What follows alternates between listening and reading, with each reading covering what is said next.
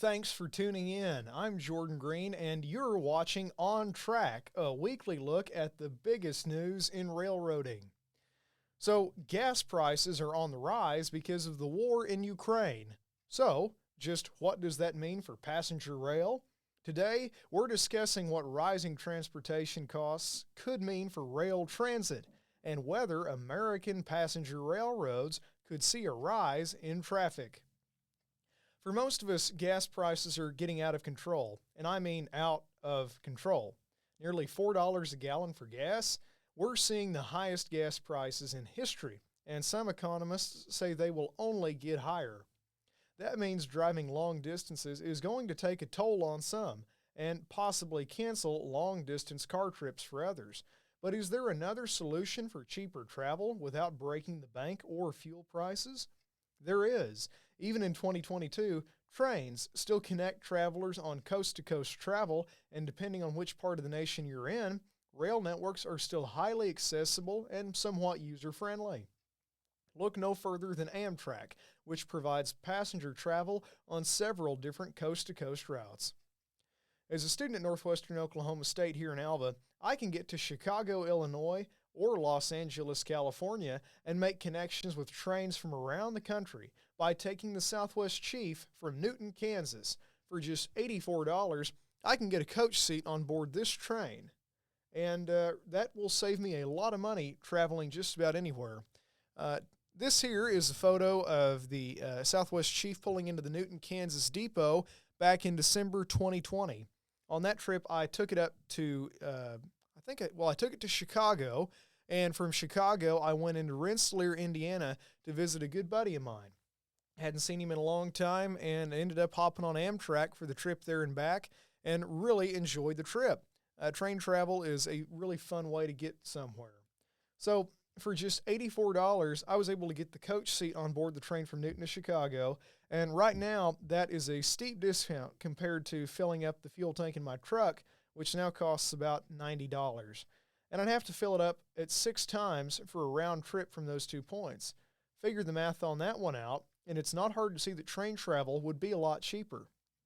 Trains Magazine has already caught on to the trend. A Thursday story titled "Rail Transit Sees First Sign of Ridership Increase as Gas Prices Rise" said, "Mostly, agencies are preparing for a possible increase. Some are publishing their own pitches for those who might be new to public transit, as in the case of LA Metro, while other news organizations ranging from the Raleigh News and Observer to Sacramento's KCRA-TV are offering their own how-to guides for transit use." Now, train travel does take more time, and Amtrak usually runs several hours behind from my experience. When I took the Chief back in 2020, my train pulled into the station about 4 hours late. Some trains pull in more than 12 hours late, in part because they share the same railways that freight trains that clog up traffic do. But the upside is that you can save money. I like a long leisurely trip, and Amtrak provides that very thing at a pretty affordable rate. Also, if you prefer a more private form of travel, you can purchase your own private room starting for about $500 on any given trip. That allows you to eat in the dining car, sleep on board the train in your own privacy in the comfort of your own room, and even though it's a little bit pricey, you can't beat a trip like that. I know because I've done it. On the way back from visiting my friend in Indiana, I bought my own sleeper and really had a great time. You can look out the window, you can read the newspaper, you can read a book in there, you can bring your meal in there to eat with you. You just can't beat it. It's a great way to travel, far better than airplanes. Now, the cost difference between driving and riding is pretty stark, but accessing a train will still take a little bit of doing. Some people are closer to railroad passenger depots than others, but with a little driving there, you can save your car and gas from going the full trip. Also, for more information on which Amtrak routes and trains you can get to your destination and back, visit www.amtrak.com. That's AMTRAK.com. You'll be able to find the nearest depots, train routes, and departure dates. Now, I'll warn you that the website is kind of wonky, and finding the depot nearest to you and your destinations ahead of time by using Google Maps would save you time.